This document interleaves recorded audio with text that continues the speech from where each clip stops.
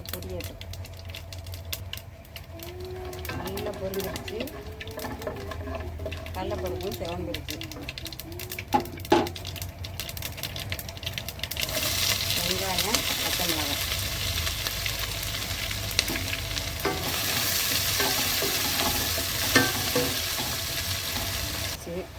கொஞ்சோண்டு பூண்டு நச்சது, கருவேப்பிலை, வேக வச்ச பட்டாணி, இஞ்சி பூண்டு பேஸ்ட்டு கொஞ்சோண்டு. இஷ்டப்பட்டவோ போடலாம், ஆப்பம் தான். சோம்பு, சீரகம் பொடி, இதில் மஞ்சள் பொடியும் போட்டிருக்கு.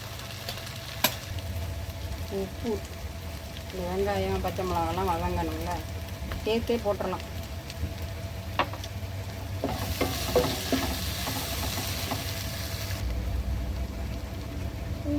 உருளைக்கிழங்கு வேக வச்சு மசிச்சு சாப்பிட இருக்கு.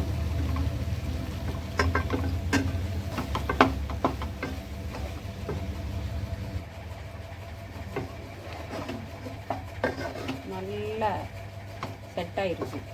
இதுக்கப்புறம் கொஞ்சோண்டு தண்ணியை ஊற்றி தேவையான அளவு ஊற்றி வெந்தால் தான் அது செட் ஆகும்.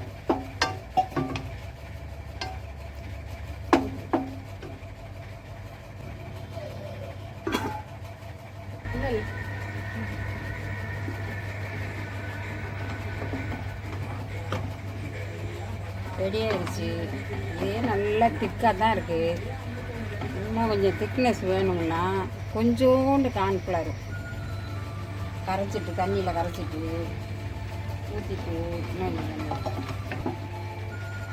உப்பு போதுமான்னு பார்த்துட்டு இறக்க வேண்டியதான். அவ்வளோதான், முடிஞ்சிடுச்சு. நல்ல திக்னஸ்.